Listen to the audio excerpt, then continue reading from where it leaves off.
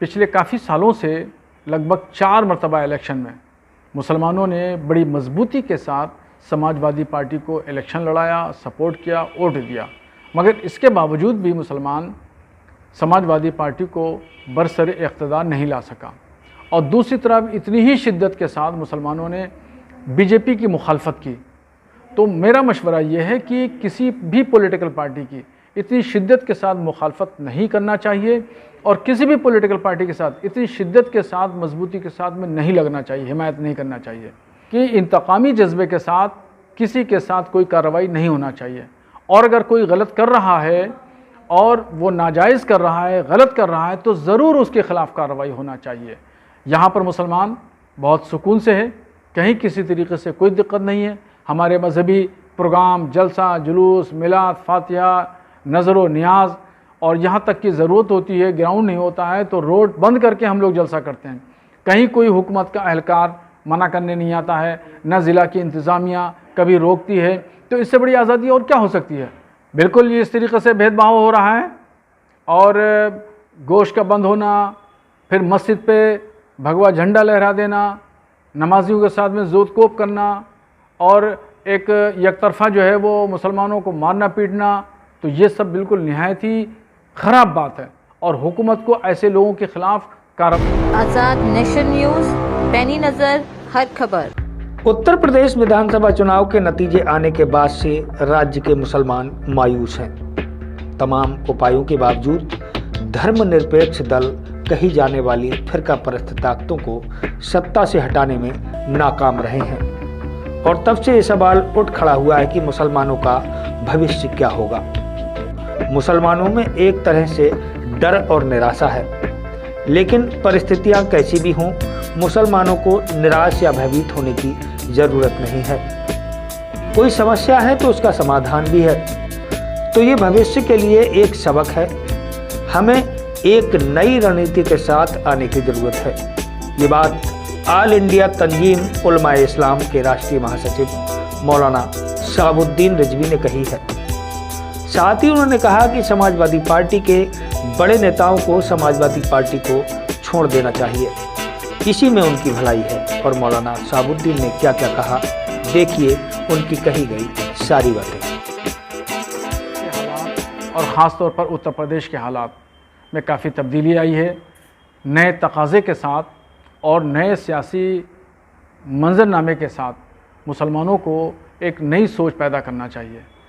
अब चूँकि पिछले काफ़ी सालों से लगभग 4 मरतबा इलेक्शन में मुसलमानों ने बड़ी मजबूती के साथ समाजवादी पार्टी को इलेक्शन लड़ाया, सपोर्ट किया, वोट दिया, मगर इसके बावजूद भी मुसलमान समाजवादी पार्टी को बरसर इक़्तिदार नहीं ला सका।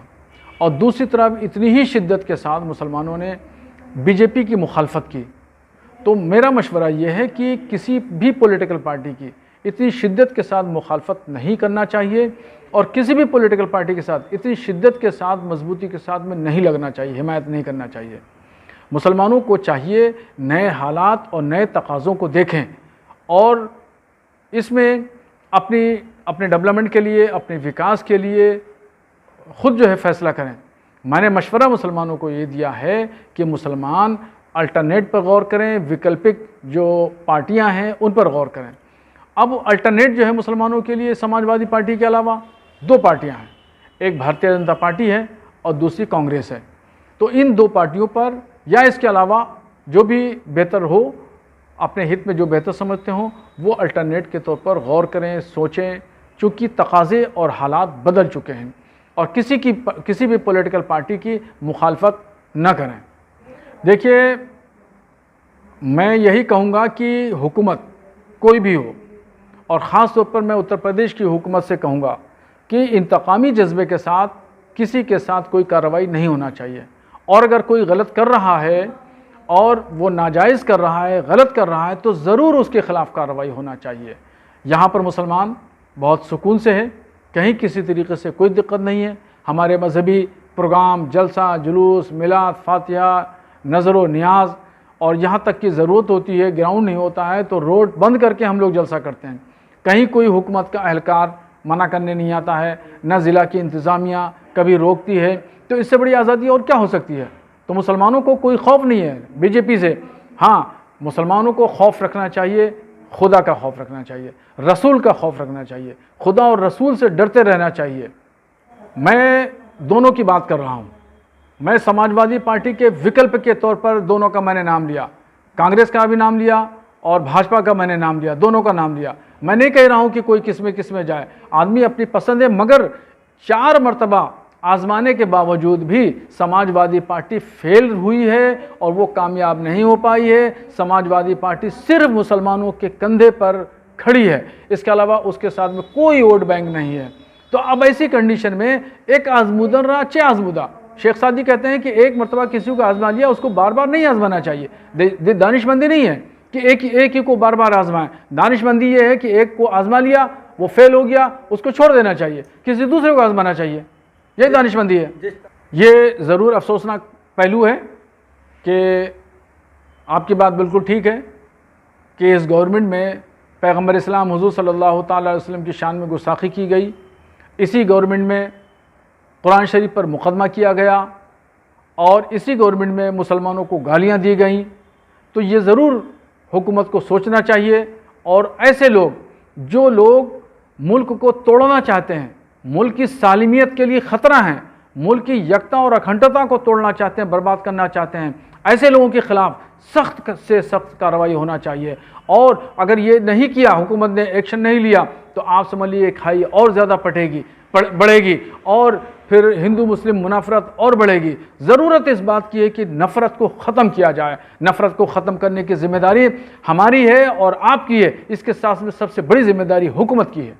बिल्कुल ये इस तरीक़े से भेदभाव हो रहा है और गोश्त का बंद होना, फिर मस्जिद पे भगवा झंडा लहरा देना, नमाजियों के साथ में जोतकोप करना और एक यकतरफा जो है वो मुसलमानों को मारना पीटना, तो ये सब बिल्कुल निहायत ही ख़राब बात है और हुकूमत को ऐसे लोगों के ख़िलाफ़ कार्रवाई करना चाहिए। अगर कार्रवाई हुकूमत नहीं कर रही है तो हुकूमत दोषी है और नाइंसाफ़ी कर रही है। हाँ, बिल्कुल ये बात सही है कि हमने दूसरी पार्टियों को इसलिए नहीं लिया कि दूसरी पार्टियां जो हैं सूबाई हैं, ये दोनों नेशनल पार्टियां हैं। ये कौमी पार्टी है तो कौमी पार्टी का हमने नाम लिया है, नेशनल और सूबाई पार्टियों का हमने नाम नहीं लिया है।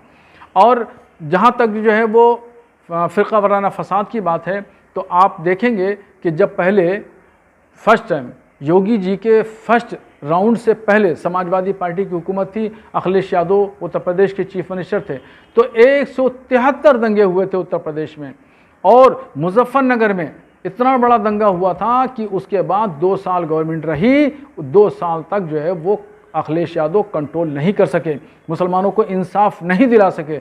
जबकि गुजरात में 2002 में जो दंगा हुआ था वो 1 महीने में कंट्रोल कर लिया गया था और इस वजह से मैंने जो है वो भारतीय जनता पार्टी का नाम लिया और कांग्रेस का मैंने नाम लिया।